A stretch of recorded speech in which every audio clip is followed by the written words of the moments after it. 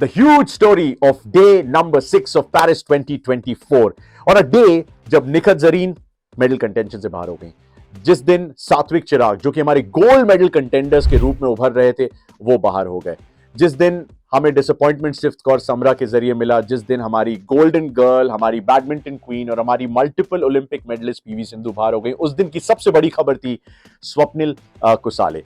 Now this guy is making his Olympics debut.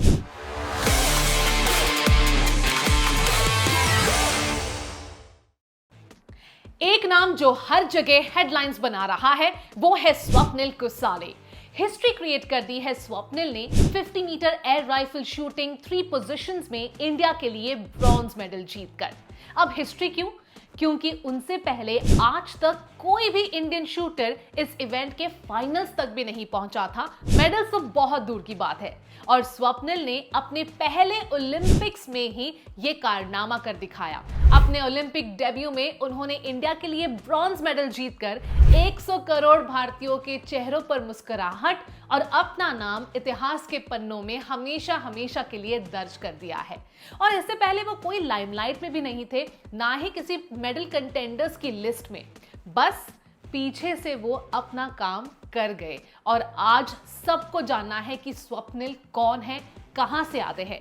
Now this guy is making his Olympics debut in a discipline जो कि shooting में सबसे मुश्किल माना जाता है अगर आप हमारी एक्सपर्ट्स की माने तो. 50 metre rifle 3 positions is not an easy discipline. उसमें 3 अलग अलग तरीके से आपको शूट करना पड़ता है एट अ टारगेट जो कि 50 मीटर्स दूर है. पहली पोजीशन के बाद वो 6ठे स्थान पे थे, दूसरी पोजीशन के बाद वो 5वें स्थान पे थे और जब स्टैंडिंग पोजीशन में आए तो वो सिल्वर मेडल की कैटेगरी में भी एक समय आ गए थे.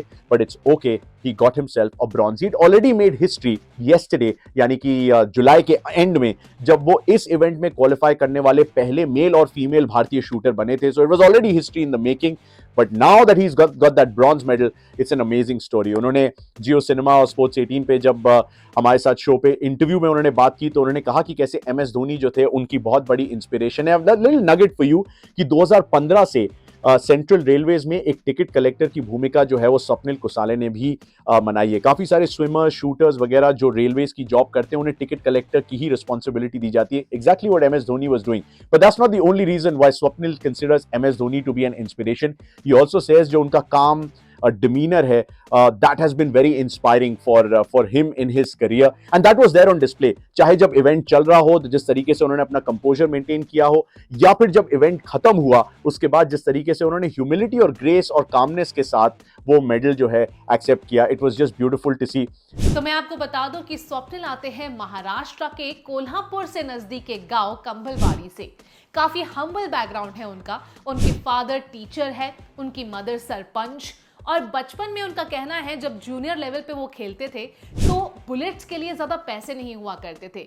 बुलेट्स करीब 120 रुपए की मिलती थी तो उन्हें बहुत केयरफुल होना पड़ता था ट्रेनिंग के लिए, क्योंकि वो ज्यादा वेस्ट नहीं कर सकते थे और ना ही ज्यादा अफोर्ड कर पाते अपने बुलेट्स को. तो उनके फादर ने लोन लिया, उन्हें सपोर्ट किया, मोटिवेट किया. तो अराउंड 2013 उनके टैलेंट की चर्चा होने लगी तो एक नॉन प्रॉफिट ऑर्गेनाइजेशन ने उन्हें सपोर्ट किया और फाइनेंशियल एड दिया. फिर उसके बाद 2015 तक ही started doing really well और इंडियन रेलवेज में उन्हें जॉब मिल गई एज अ टिकट कलेक्टर. तो 2015 से वो इंडियन रेलवेज में सर्व करते हैं, अपने आप को फंड भी करते हैं. सो इस तरीके की उनकी बैकग्राउंड रही है, जर्नी रही है. काफी डिफिकल्टीज का सामना उन्होंने किया है but at performance level he has been at the top of his game. उन्होंने काफी चैंपियनशिप जीती है. एशियन गेम्स में वो टीम इवेंट पे उन्होंने गोल्ड मेडल जीता है. He is qualified for the Olympics for the first time ever and such a huge moment not just for him but for India कि इस इवेंट में उन्होंने अपने ओलंपिक डेब्यू में ब्रॉन्ज मेडल जीता. और कहा जाता है कि ये जो इवेंट है शूटिंग में सबसे डिफिकल्ट है. क्यों? क्योंकि इसे कहते हैं 50 मीटर एयर राइफल 3 पोजीशंस. तो 50 मीटर की दूरी से आपको 3 अलग पोजीशन से शॉट्स फायर करने हैं और शूटिंग में यू गॉट टू बी काम. आपके हार्ट रेट को आपको एकदम स्टेबल रखना है. You cannot be nervous, anxious and you have to change position. So automatically heart rate ऊपर हो जाती है. You've got to, it feels like एक ही स्पोर्ट में आप 3 बार खेल रहे हो, so it is very very challenging. सबसे डिफिकल्ट माना जाता है 50 मीटर एयर राइफल 3 पोजीशंस को, और उसमें ये कारनामा स्वप्निल ने कर दिखाया।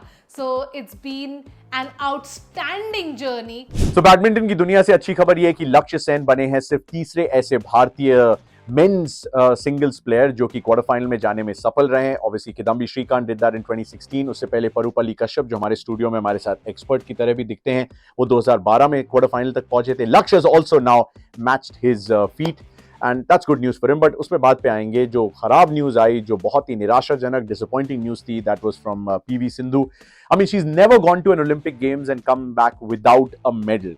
1 अगस्त 2021 वही तारीख थी, यानी कि एग्जैक्टली 3 साल पहले, जब उन्होंने हे बिंगजाओ यानी कि एग्जैक्टली सेम अपोनेंट को हरा के ब्रॉन्ज मेडल टोक्यो गेम्स में अपने नाम किया था। हमें लगा कि शायद डेस्टिनी को यही मंजूर है कि आज की तारीख यानी कि 1 अगस्त को वही दिन होगा जब वो हे बिंगजाओ को फिर से हराएंगी। इनकी राइवलरी कमाल की रही है। 20 मैचेस आमने सामने लोग आ चुके थे, उसमें से 11-9 का head to head record He Bingjiao के हित में था।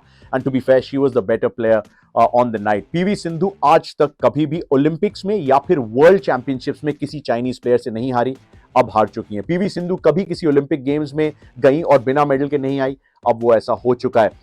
आई डोंट नो कि वो लॉस एंजलिस 2028 के गेम्स में दिखेंगे कि नहीं, but we should just pause for a moment and celebrate the queen that she has been, the stalwart that she has been, the superstar, the icon, the legend that PV Sindhu has been. She was our flag bearer in games में भी, और हमें भूलना नहीं चाहिए कि उनका कितना बड़ा योगदान रहा है। वो पद्म भूषण है, वो खेल रत्न है, and she's been an inspiration.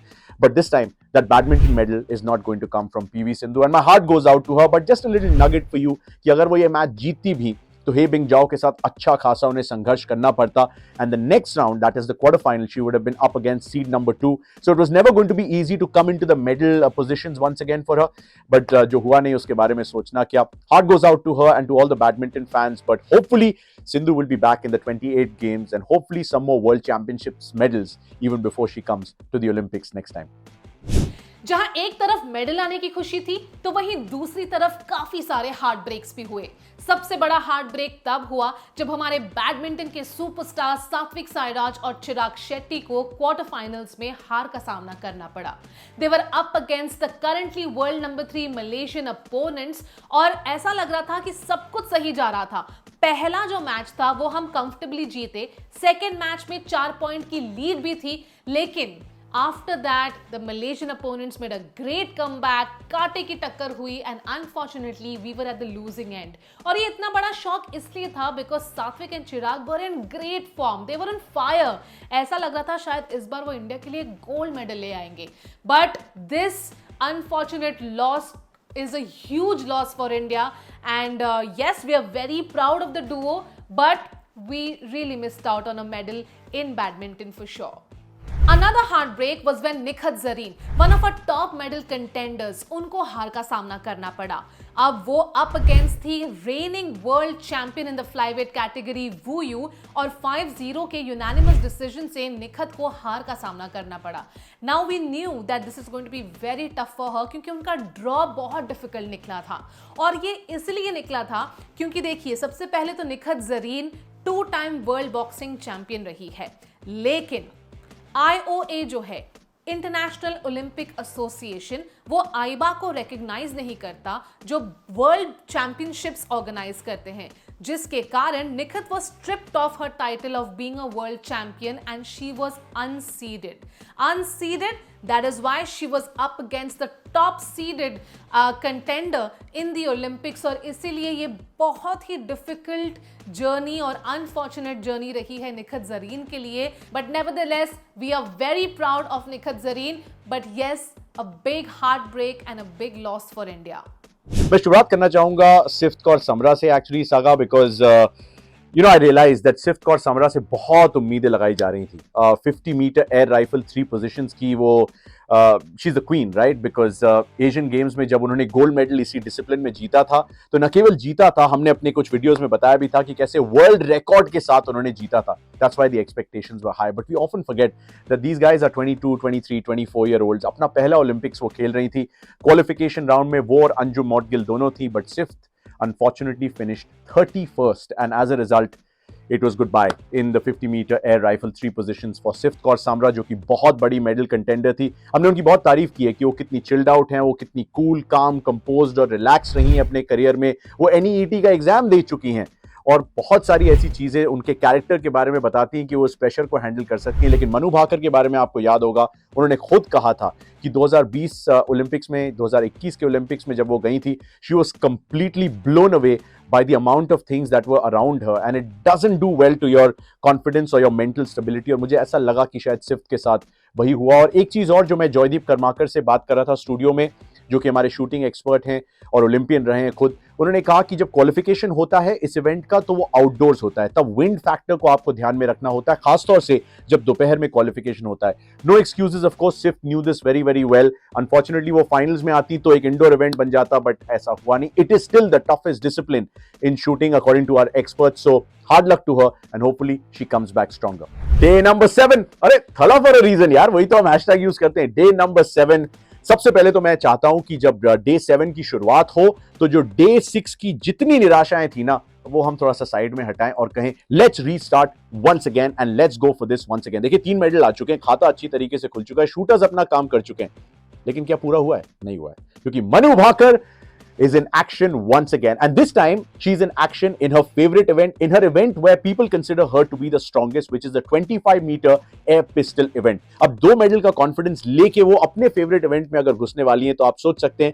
कि उम्मीदें हमें भी उनसे ज्यादा हैं और खुद को भी उनसे ज्यादा होंगी, और प्रेशर थोड़ा सा कम होगा एक्सपेक्टेशंस का, बिकॉज वो खाता उनका भी और भारत का भी खुल चुका है। So I'm just really looking out for Manu Bhakar's event. Of course, अभी सिर्फ qualification की बारी है, and hopefully Manu makes it to the final as well. And after that, we will be talking about medals and all of that. लेकिन Manu is in action is possibly the best way to start day number 7, क्योंकि जो medal ला रहा है, जो सबसे ज्यादा खुशियां दे रहा है, अगर उसी के साथ day 7 की शुरुआत हो तो day 6 को बुलाना थोड़ा सा आसान हो जाता है। उसके अलावा लक्ष्य Sen is in action now. मैंने आपको पहले भी बताया था कि किदाम्बी श्रीकांत और परुपल्ली कश्यप अकेले 2 ऐसे मेल सिंगल्स प्लेयर्स रहे हैं जो क्वार्टर फाइनल तक पहुंचे, सेमीफाइनल तक कोई नहीं पहुंचा। क्या लक्ष्य सेन एक कदम और आगे बढ़ा सकते हैं? क्योंकि अगर सेमीफाइनल तक पहुंचे तो वो ब्रॉन्ज मेडल कम से कम उस कैटेगरी में आ सकते हैं। Of course Lakshya is aiming for something bigger and better, but just a quick reminder कि क्वार्टर फाइनल में उनके खिलाफ एक ऐसे अपोनेंट होंगे जो कि 5वीं सीड यानी कि नाराओका ऑफ जापान को हरा के आ रहे हैं। यानी अब लक्ष्य के सामने 12वीं सीड की चुनौती है, जिन्हें टीसी चाओ के नाम से भी जाना जाता है। अब अगर ये इनको हरा देते हैं तो सबसे पहली बात तो सेमीफाइनल में पहुंच जाएंगे, दूसरा इनको हराना शायद थोड़ा सा ज्यादा कंफर्टेबल हो, क्योंकि नंबर 5 सीड के साथ हमेशा लक्ष्य की जो चुनौती है थोड़ी सी डगमगाती हुई नजर आई है। He's reached a stage by finishing all his games in straight sets so far. Even against HS Pranoy, he was convincing. I know Pranoy थोड़े से disappointing थे, लेकिन Pranoy जैसे प्लेयर को 21-12 और 21-6 की स्कोर लाइन से हराना, that means Laksh is gearing up for something very special. He's got game time, he's got form, he's got class, and I'll tell you what, he has the temperament to go to the semi-finals, if not more. Fingers crossed for him.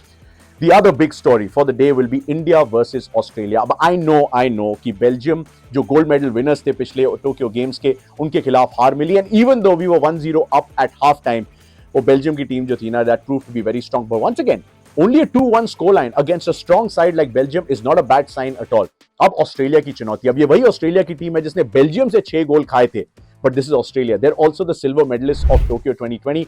So just a quick reminder कि अगर Australia को हम हरा देते हैं तो समीकरण कैसा होगा? India will definitely finish second in their group, क्योंकि बेल्जियम टॉप पे फिनिश करेंगे। अगर आप सेकंड फिनिश करते हैं अपने ग्रुप में तो आप दूसरे ग्रुप की नंबर 3 टीम से क्वार्टर फाइनल में भिड़ेंगे, which could be Great Britain, which could be Spain as well. उस ग्रुप में भी बहुत सारा खून खराबा चल रहा है, वहां पे Netherlands, Germany, great Britain, Spain के बीच में आपस में वो डिसाइड ही नहीं कर पा रहे कि 1 2 3 4 किसको होना है, बट वो भी कल तक डिसाइड हो जाएगा। तो इवेंचुअली 100 बातों की एक बात है कि आप ऑस्ट्रेलिया को हराइए और आप सेकंड फिनिश कीजिए और give yourself the best chance to face a, with all due respect, slightly lesser opponent in the third place rank in the other pool, and आपकी सेमीफाइनल की का रास्ता जो है पिछले ओलंपिक्स की तरह थोड़ा सा बेहतर हो सकता है। So fingers crossed for India versus Australia. We're hoping for some good news from Manu. We're hoping for some great news from Laksh, and we're keeping our fingers crossed for India versus Australia. And watch out for day number 7, and we'll be back with all the updates on day number 8.